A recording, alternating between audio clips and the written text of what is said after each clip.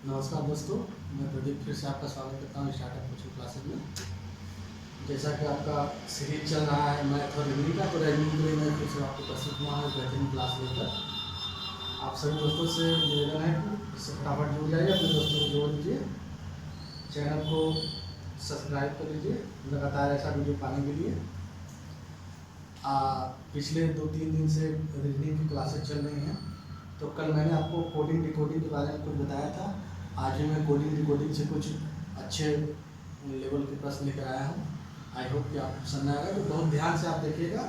जैसा कि आपके स्क्रीन पर पहला प्रश्न दिखाई दे रहा है आपको, यदि सी जे जी और जेड को एक्स टी ए लिखे तो डी एफ पी को क्या लिखे। ध्यान से देखिए दोस्तों, यदि सी जी और जेड को एक्स टी ए लिखते हैं तो डी एफ पी को क्या लिखते हैं। तो आइए दोस्त देखते हैं, इसको हल करते हैं। तो सबसे पहले लेते हैं सी जी और जेड। ध्यान देखिए, तो जो अल्फाबेट होता है ए टू जेड में ए से यदि चलेंगे जेड तक तो बाएं से होता है, या जेड से ए तक चलेंगे तो दाएं से होता है। तो जब दाएं से हम चलते हैं तो 27 में से संख्या घटा देते हैं। तो जैसे आप देखिए, यहाँ 27 में से हम सी का मान 3 होता है, 3 घटाएंगे तो आपका आ जाएगा 24, जो कि रिप्रेजेंट करता है आपको x को। इसी तरह से इसमें से 27 में से हम घटा देंगे 7 को, तो आपका आ जाएगा 20, जो आपका रिप्रेजेंट करता है t को। इसी तरह से z में से आप 27 में से हम 26 को घटा देंगे तो आ जाएगा 1, जो आपका रिप्रेजेंट करता है a को। तो इस तरह हो गया। इसी तरह से अब हम d को डी एफ पी को भी ले लेते हैं। डी एफ पी में क्या करेंगे, 27 में से हम 4 घटाएंगे तो ये आपका आ जाएगा 23 आपका W होता है।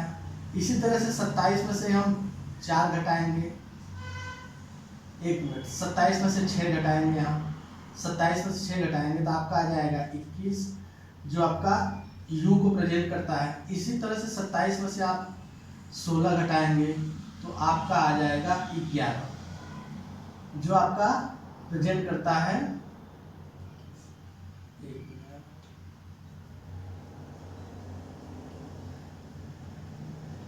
के को। सॉरी, फिर से फ्रेंड समझ लेते हैं, ध्यान से देखिए। यहाँ पर सी जी जेड, सी देखिए जब नीचे से हम लेते हैं दाहिने साइड से अल्फाबेट में ए टू जेड से, तो 27 में से 3 घटाने पर हमारा 24 आ गया। 24 होता है x का मान। इस तरह से 27 में से 7 घटाने पर 20 आ गया, 20 होता है t का मान। और 27 में से 26 घटाने पर 1 आ गया, जो a का मान होता है। इस तरह से सी जी जेड को हम लिख रहे हैं एक्स टी ए, यानी एक्स टी। इसी प्रकार से डी एफ पी में भी हम 27 में से 4 घटाएंगे, डी का मान 4 होता है, तो ये आ जाएगा 23 का मान W होता है। 27 में से F का मान 6 होता है, 6 घटाएंगे 21 का मान U होता है। 27 में से 16 घटाएंगे, यहाँ पर 11 आ जाएगा, 11 का मान होता है K। तो हमारा आंसर आपका दोस्त हो जाएगा, आंसर आपका हो जाएगा, यहाँ पर हो जाएगा आंसर हमारा W U और K, ये हमारा आंसर हो जाएगा। ठीक है फ्रेंड्स, एक समझ लीजिए, ध्यान से देखिए, थोड़े अच्छे लेवल का सवाल है। तो आइए अगला सवाल देखते हैं, अगला सवाल देखते हैं। ठीक,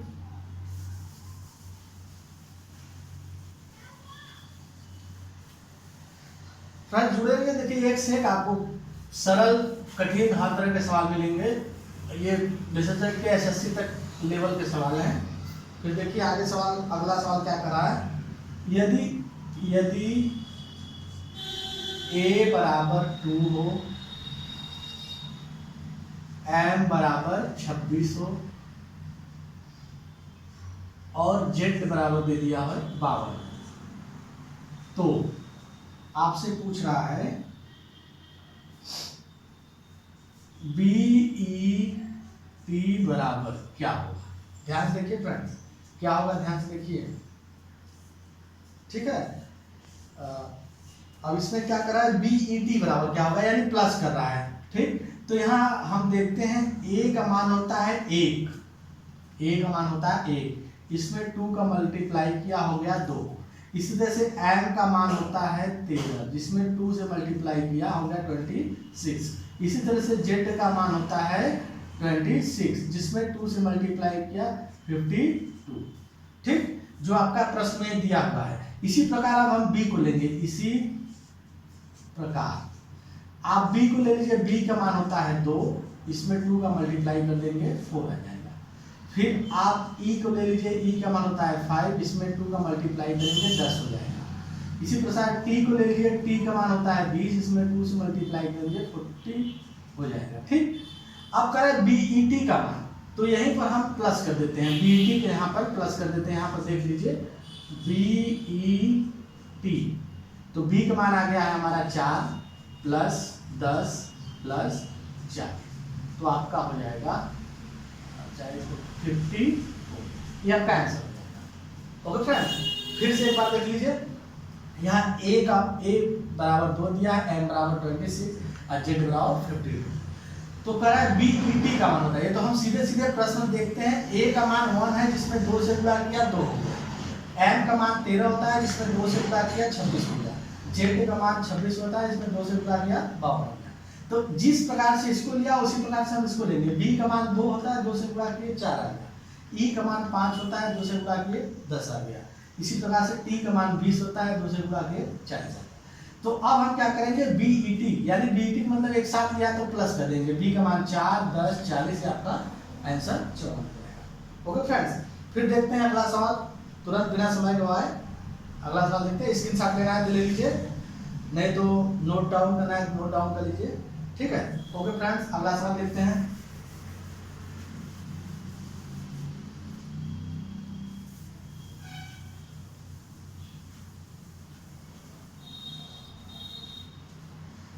अब फ्रेंड्स आते हैं अगले सवाल पर।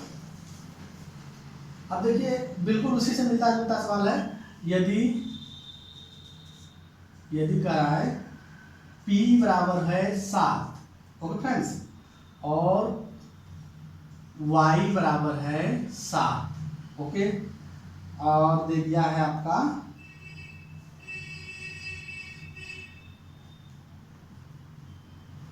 ऑन बराबर आपका दे दिया है 65। तो प्रश्न में LR का मान बताइए। ठीक है फ्रेंड, ध्यान से देखिएगा कैसे होगा। ये बहुत ही अच्छे लेवल के सवाल है। सबसे पहले हम P को लेते हैं। P का मान आप जानते हैं क्या होता है। P का मान होता है, कितना मान होता है 16। इसको हम जैसे लिख रहे हैं वैसे लिख रहे हैं। 1 + 6 बराबर 7। ध्यान से देखिएगा फ्रेंड, P का मान होता है 16, 1 + 6 बराबर 7। इसी तरह से Y का मान क्या होता है, Y का मान होता है 25। इसको हम लिख सकते हैं 5 बराबर 7। इसी तरह आ जाते हैं ऑन पर, ऑन पर। तो O का मान कितना होता है, ध्यान से देखिए फ्रेंड्स, O का मान होता है 15। एक मिनट, हाँ, O का मान होता है 15 और N का मान होता है 14।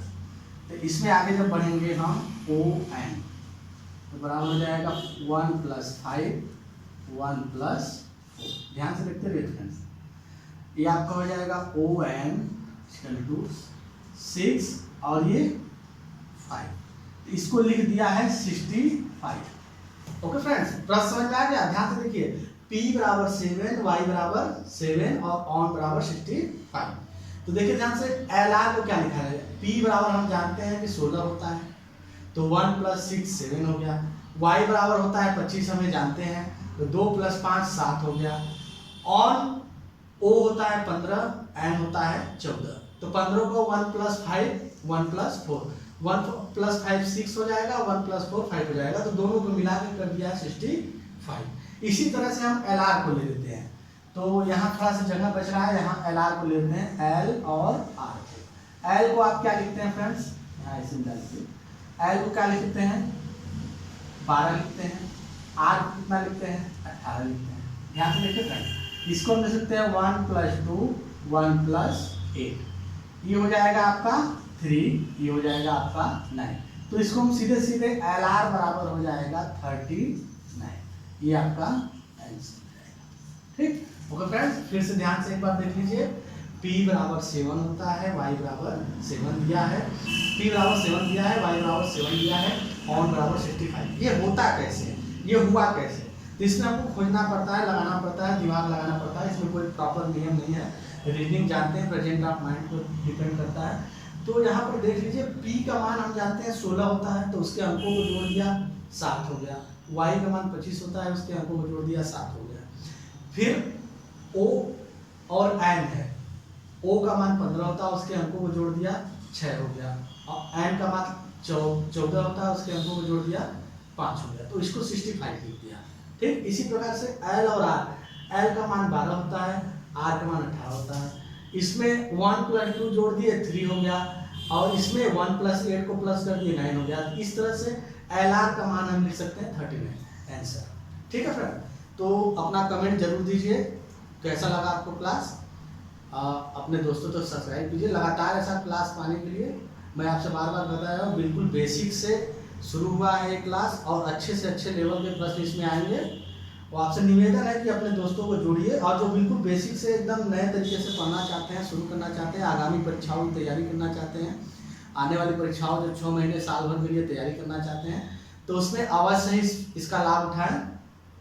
ओके फ्रेंड्स, ये अभी आपका मैथ और रीजनिंग का क्लासेस चल रहा है। आने वाले समय में आपका इस पर जीके, हिंदी, साइंस के अच्छे अच्छे क्वेश्चन आपको देखने को मिलेंगे। तो जुड़ने के लिए ज़रूर प्रयास कीजिए अपने दोस्तों के साथ। धन्यवाद, नमस्कार।